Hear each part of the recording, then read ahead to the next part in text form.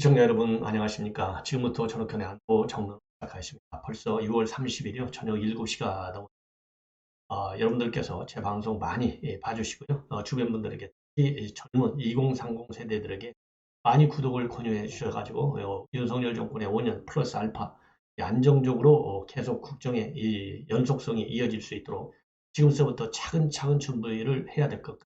왜냐하면 지금 민주당이 여의도 정치하는 걸 보면 완전히 이 다수당 횡포. 우리가 교과서에서 민주당 이 민주정치, 자유민주 정치의 가장 큰 우영이 뭐냐? 이 다수의 횡포라는 거 아니에요? 이 교과서에 나오는 다수의 횡포를 지금 현재 대한민국의 민주당이 전 세계적으로 가장 잘하는 것 같아요.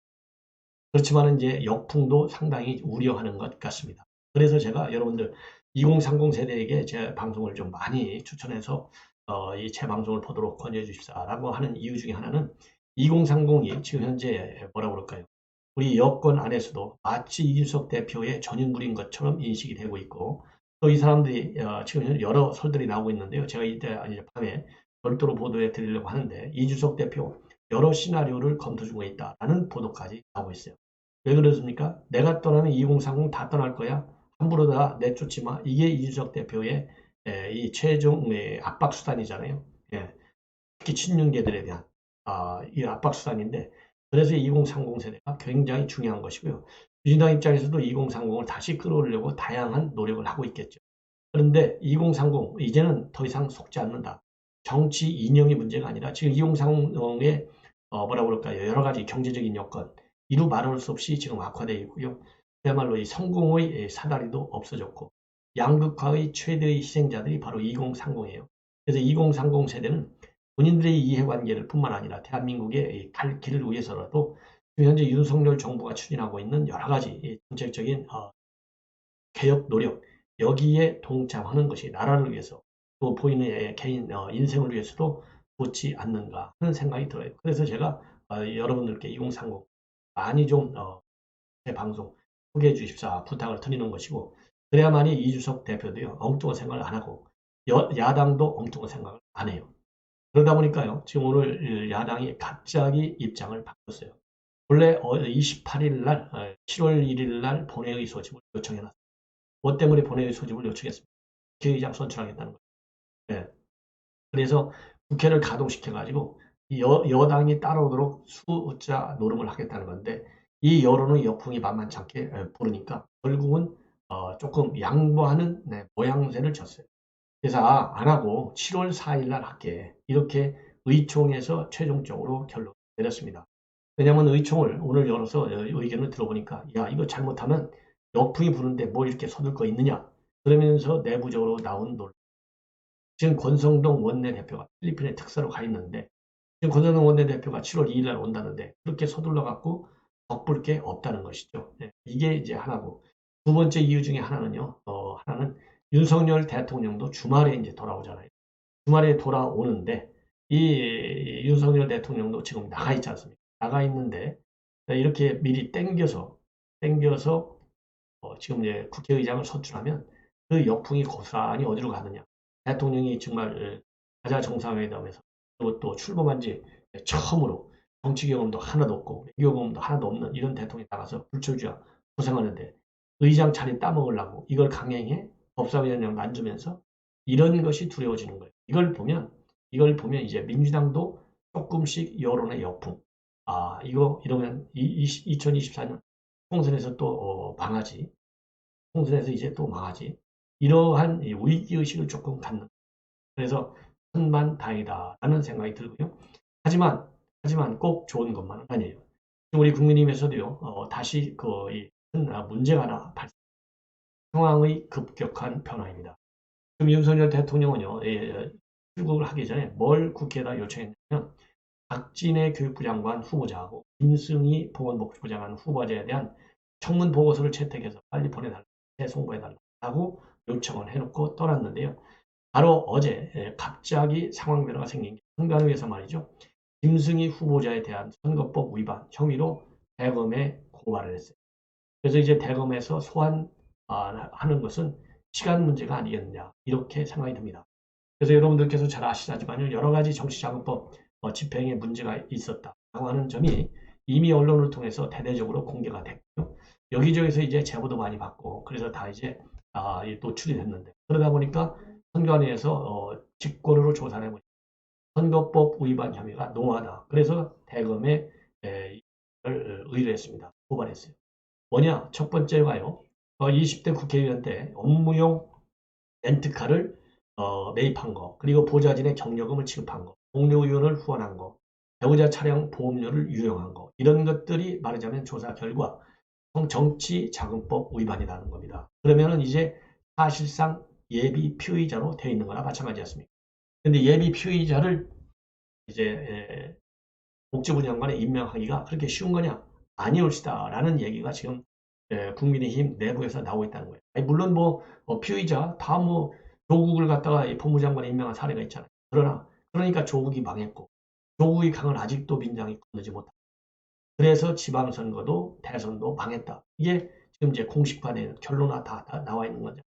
이렇게 다 실패하는 걸 봤는데 김승희 후보자를 그럼에도 불구하고 과거에 조국 피의자지만 임명한 사례가 있잖아. 그냥 가 고해. 그리고 피의자지만 계속 청와대 비서관 끝까지 앉아있게 놓았잖아요. 바로 그게 누구예요? 최강욱. 또 그 다음에 이진석 국정상황실장 의사라고 그래갖고 코로나 문제에 대해서 이진석 상황실장의 지원이 필요하다. 그래서 계속 앉혀 있었잖아요. 이런 것이 누적돼갖고 문재인 정권이 결국은 정권을 내는 거예요. 그러한 이 엄중한 사례를 우리 국민의힘에서도 이제는 반면 교사를 하면 되겠고 윤석열 대통령도 또 대통령실에서도 이러한 문제를 광범위하게 검토해야 될 것이 아니겠느냐. 그렇다고 한다면 통상적으로 말이죠. 장관 이 청문회를 앞두고 여러 가지 이제 선택지가 있지만 제일 쉬운 게 그래도 역풍을 줄 수 있는 것이 가진 사퇴. 그래서 지금 우리 국민의힘 내부에서 김승희 후보자 가진 사퇴해야 되는 것이 아니겠느냐라는 얘기가 나오고 있다고 합니다.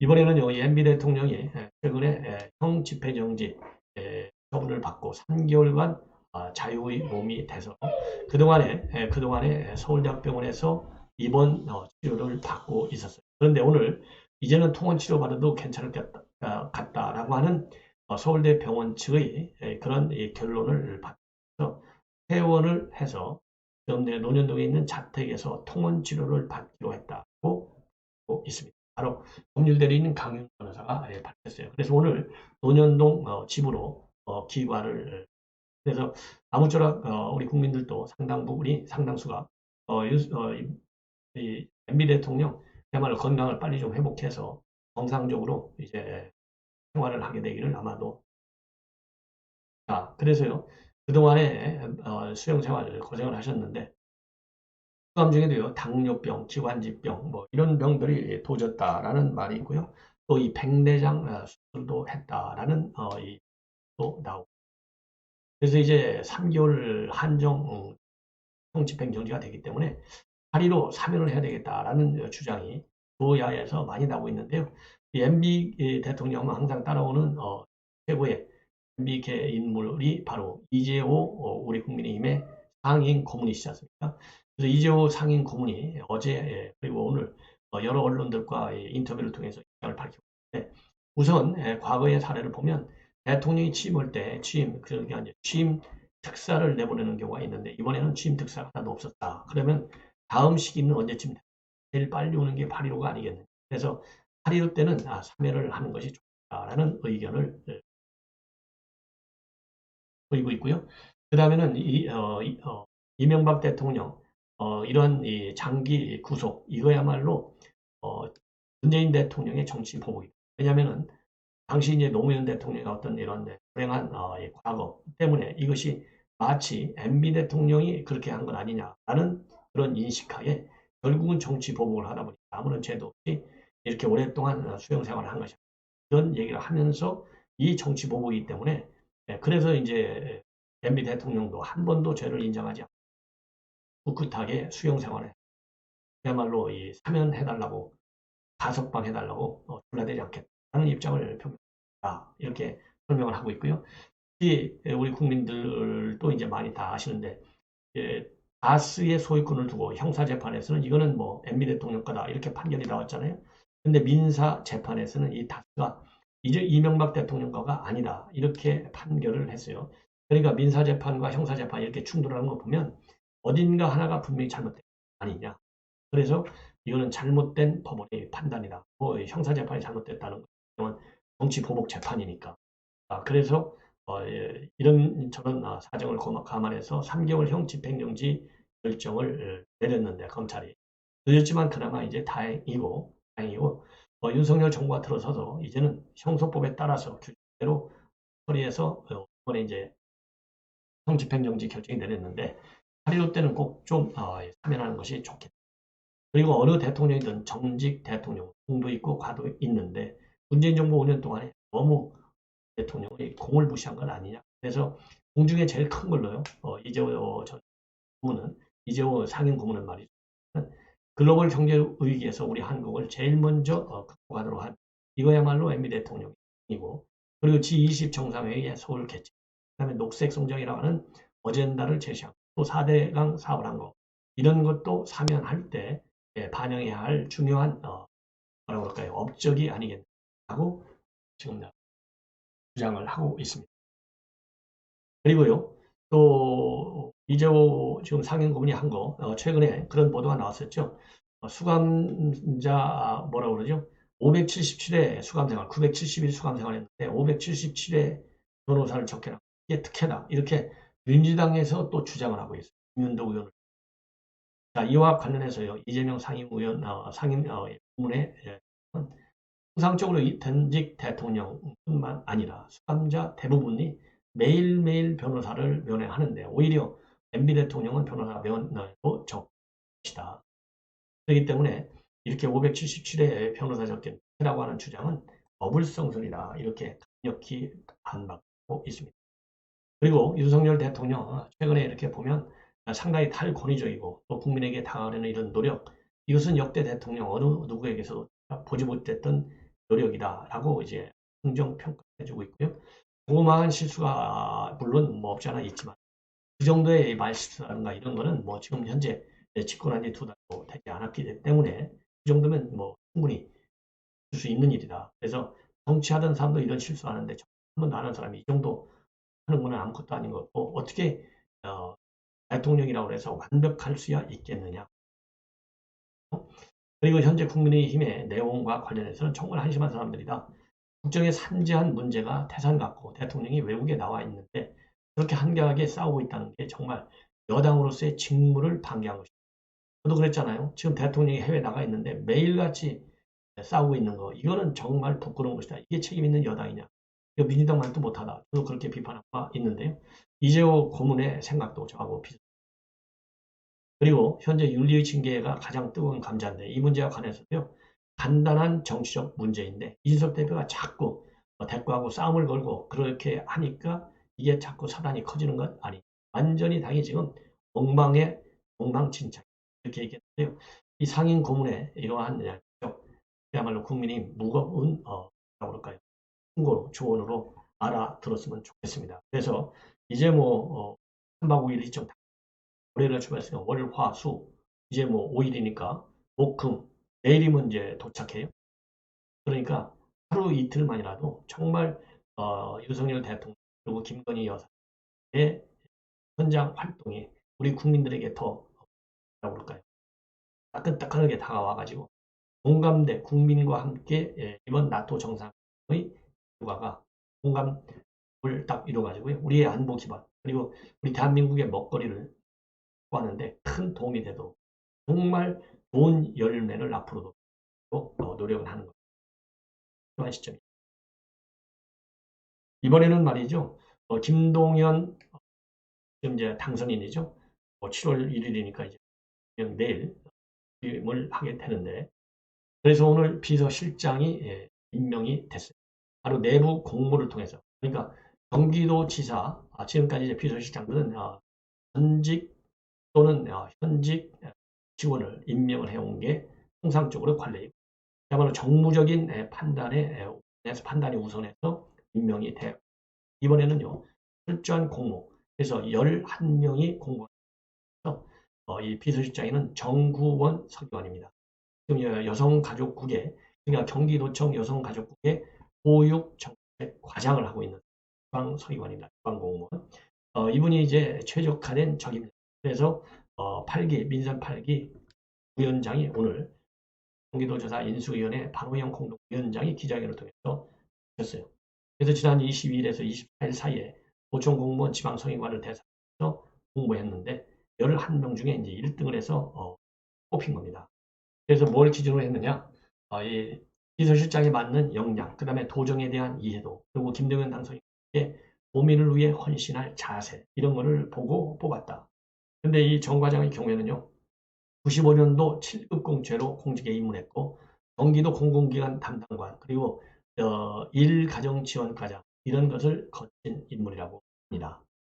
그리고 당선인도 말이죠. 지난 21일 날 페북에 공부하겠다, 이런 계획을 올리면서 본인은 이제 경기도 공직자로 신뢰한다. 그래서 캠프에서 일하지 않았더라도 정말 경기도 일반직 공무원 중에서 최적화된 정인단을 뽑겠다 했는데요. 오늘 드디어 주인공이. 근데 문제는 바로 뭐냐? 기재부 장관을 할 때 썼던 비서관이 좀 논란의 핵심으로 지금 떠오르고 있어요. 여러 가지 측면에서 지금 문제가 제기됩니다. 결국은 시민단체의 고발을 통해서 이제는 수사 선상에 올라와 있습니다. 바로 어떤 단체냐? 대학생 단체인 신전대협. 여러분들 뭐 잘 아시죠? 전대협인데 이 보수 단체. 그래서 신자가 앞에 붙. 오늘 보도자료를 통해서요. 김동연 당선자 허위사실 공표죄에 의한 공직선거법 위반 혐의로 서울중앙지검에 고발을. 뭐냐? 바로요. 이 아주대 총장을 했지 않습니까? 아주대 총장을 2015년도에 했는데 그때 여직원 한 명을 비서로 발령을 했어요. 근데 2017년도 6월에 기재부 장관으로 임명이 되니까 다시 이 여직원을 그야말로 별도의 보직도 없었는데 별도 이 관련 규정까지 고쳐가면서까지도 이제 기재부 직원으로 임명을 했어요. 그래서 발령은 인사과에 내놓고 실질적으로는 기재부 장관 비서 역할을 했다. 이렇게 주장을 하고 있습니다. 그리고요, 또 이 여비소의 경우에는 기재부 장관 비서관으로 있는 동안에 문서를 생산한 점이 단 한 점도 없어요. 이 점은 여러분들 지금 이재명 경기도지사의 여비서 비서관, 이 사람도 총무과로 소송은 돼 있는데 보고서 한 장 생산한 게 없잖아요. 이게 다 특혜 채용했기 때문에 그래요. 그야말로 좋게 얘기하면 정무적이고 안 좋게 얘기하면 사심이 작용해서 채용했기 때문에 이런 사단이 벌어지는 겁니다. 그리고 또 이 박 여비서관은요. 2018년도부터 2019년까지 근무한 후에 이 개정된 아주대 지원 인사 규정에 의해서 아주대로 또 복직을 해요. 그러니까 아주대에서 기재부로 갈 수 있게끔 관련 규정을 아주대가 고치고 그 고칠 때 어차피 기재부에서 뭐 기재부 장관 평생 하는 거 아니니까 기재부 장관이 끝나면 다시 어딘가 또 직장을 잡아야 되잖아요. 그러니까 아주대학으로 다시 오게끔 딱 맞춤형 규정을 개정하는 겁니다. 이러다 보니까요, 다시 이제 아주대학으로 왔는데, 나중에 말이죠, 이 김동연 당선인이 유쾌한 반란이라는 사단법인을 또 만들었잖아요. 그러니까 다시 유쾌한 반란 사단법인으로 또 자리로 옮겨. 그래서 이 사단법인에서 최연소 상임이사 겸 사무국장으로 선임됐다는 겁니다. 이런 걸 보면, 이 김동연 당선인이 지난번 방송 3사 주간 토론에서 얘기했던 5월 23일인데요. 이 해명이 거짓말이라는 것이. 그때 뭐라고 대답을 했냐면은 이 박양이 기재부 연구원 되는데 전혀 관여하지 않았느냐 이렇게 물어보니까 자기는 전혀 관여하지 않았다. 그 직원은 자격 요건에 충분히 맞았기 때문에 발탁 임명이 된 거고 청탁하거나 관여한 적이 절대 아니다. 이렇게 대답을 했거든요. 바로 이 대목이 허위사실이라는 겁니다. 이 대목이 바로 허위사실, 즉 허위사실 공표죄에 의한 공직선거법 위반. 그래서 오늘 이 고발을 한 거예요. 그리고 또 이 고발하면서 신전대변인 뭐라고 주장하고 있냐면 검찰에다가 헌법 제123 직권남용 권리행사 방해죄에 해당되는지도 여기에 대해서도 인지해서 수사해 달라. 이렇게 또 주장을 하고 있습니다. 그래서 기재부에서 말이죠. 이 여직원을 뽑으려고 직원 심리 관련 프로그램 개발 및 운영을 위한 연구원 직렬의 채용 공고까지 냈는데 채용 공고할 때 딱 이 여직원이 벌써 내정된 상태에서 공고가 됐다라는 의혹을 받고 있는 거예요. 그래서 이 김태일 전대협 의장은요. 김동연의 당선인한테 없는 자리로 만들어내시는 일자리 창출 달인이시다 이렇게 비판하고 조롱하고요.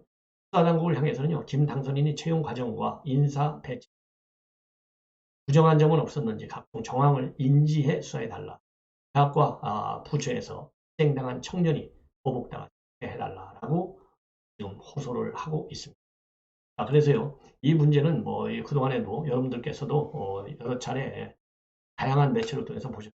이렇게 관련 규정까지 대학 측에서 바꿔가지고 퇴직하게 하고 다시 또 복직하고 그리고 아주대에서 비서, 기재부에서 비서, 유쾌한 반란이라는 김동연 이 당선인이 만든 사단법인에서 또 사무국장이라는 중책을 맡은 점 이런 점 등이 어우러져 가지고 특수관계가 아니냐 이런 주장을 신천되어 있다. 그래서요 상당한 논란이 그럼 당선인 측에서는요 이제 어차피 법으로 넘어갔기 때문에 법정에서 사실관계다 이렇게 주장을 그래서요, 이 관련 내용은요, 지난번에 6월 23일 날 TV조선에서도 단독으로 보도한 바 있어요. 이 동행 채용 의혹, 그래서 아주대가 교칙을 개정하고 기재부에서는 다리를 신설해서까지 이 여직원을 특채한 거나 마찬가지냐, 이러한 비판과 그리고 의혹이 제기되는 상황인데요. 드디어 이제 공식적으로 검찰의 수사를 하는 상황으로 전개되고 있습니다. 마지막으로 우리 김건희 여사와 관련된 뉴스 하나만 딱 전해드릴게요. 질 바이든 여사를 이제 29일 날 스페인 국왕 만찬 가나만찬에서 만났는데 전반적으로 그런 게 16개 쭉 만난 건데 이 바이든 여사의 대화가 지금 각각이 조명을 받고 있는데요. 역시 그 먼저 영부인 또 이 탁월한 또 인품을 가진 것도 아주 유명하잖아요. 그리고 처음으로 미국 대통령 중에서도 이 프로페셔널 레이디가 퍼스트 레이디가 됐다. 그래서 또 대학 교수하고 있는 걸 포기하지 않고 대학 교수직을 하고 있잖아요. 그래서 여러 가지로 많은 화제를 낳은 주인공이고 지금까지도요. 안팎으로 좋은 평가를 받고 있는 바이든 여사. 뭘 조언했느냐? 있는 그대로를 보여줘라. 이렇게 조언을 했다고. 영어로 just be yourself 했는데 이 관련 언급 내용을 보면 김건희 여사가 먼저 얘기를 하면서 우크라이나 방문에 감동했다. 왜냐면요. 우리 국내 보도에도 나왔잖아요. 우크라이나를 방문해가지고 난민들도 만나고 그런데 이 난민들 가운데서 이 총 쏘는 장면을 보고 큰 애들이 말이죠. 총 쏘는 장면을 목격하면서 큰 충격을 받았다. 그리고 우크라이나 아이들 그리고 난민들 정신건강이 굉장히 우려되고 있다. 이런 얘기를 바이든 여사가 했고 거기에 대해서요. 이 김건희 여사는 바이든 여사가 홀로 가신 용기와 따뜻함에 감동을 받았다고 얘기를 하면서 이 조언을 좀 해달라라고 얘기를 그러니까 바이든 여사가 얘기하기를 높은 자리에 가면 주변에서 많은 조언이 있기 마련인데 중요한 거는 자기 자신의 생각이다. 그러면서 있는 그대로를 보여줘. 이런 있다고 그래서요. 보아 언론에 아주 대설이 되고 있어요. 먼저 제가 나토 회담 관련 동안은 별도 이 한편의 방송에서 말씀 먼저 이 내용.